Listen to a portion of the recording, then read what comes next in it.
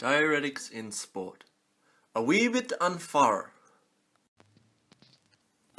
What are diuretics? Diuretics modify body fluid composition and volume and remove fluid from tissue by influencing excretion rates of electrolytes to increase the flow of urine. Clinical diuretics used to treat oedemas, renal diseases, drug overdose, and hypertension increase the rate of excretion of sodium, i.e. natriuresis, as well as anions, predominantly chlorine, by decreasing reabsorption of sodium in the renal tubules of the kidneys. The resulting increase in electrolyte excretion causes increased water excretion by forces of osmosis. Diuretics in sport.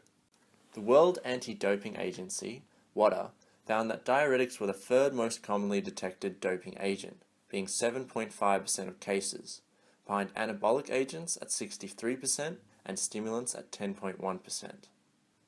But why use diuretics? There are two primary benefits of the use of diuretics by athletes. Firstly, for weight loss, to force rapid excretion of water from the body, which in turn rapidly lowers body weight. This allows athletes in sports subject to weight limitations and classifications, e.g. for boxing and jockeys in horse racing, an unfair advantage by helping them temporarily meet the weight requirements without the long-term physical impedance of dropping muscle or body mass. The second reason is as a masking agent, i.e. to prevent the detection of banned substances in urine tests. By increasing fluid in the urine, the concentration of other doping agents is diluted. This concentration can drop below detectable levels. In addition, diuretics can alter the pH of urine, preventing the excretion and hence detection of some drugs altogether. The two most commonly abused diuretics in sport, as identified in the 2013 WADA report, are furosemide and hydrochlorothiazide. These two diuretics differ in their mechanism of action and classification. Furosemide is an example of a loop diuretic. It competitively inhibits the chloride binding site of the sodium-potassium chloride cotransporter in the thick ascending limb of the loop of Henle. This halts the transport of sodium through the basolateral interstitium and out of the lumen. Hypertonic conditions develop, and the osmotic gradient deteriorates, slowing the reabsorption of water. The diuretic effect of furosemide is considerably potent, as the ascending limb is responsible for 1/4 of the nephron's reabsorption of sodium. Hydrochlorothiazide belongs to the thiazide family of diuretics. It acts on the distal convoluted tubule, where the thiazide inhibits the sodium chloride symporter. This prevents the reabsorption of sodium and chloride into the epithelial cells. This again diminishes the osmotic gradient, and water is retained in the filtrate of the nephron.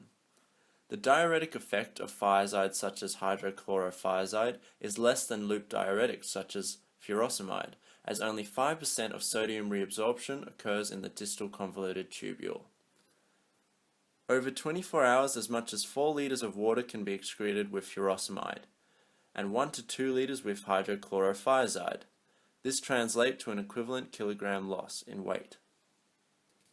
As previously mentioned, this can allow athletes such as boxers or horse jockeys to abnormally drop weight and meet weight limits prior to their event, granting them an unfair advantage. In addition, increased urine production could also flush out or dilute other banned substances present in an athlete's blood or urine. Furthermore, the diuretic effect of furosemide and hydrochlorothiazide is synergistic, although this can also increase risk of unwanted effects.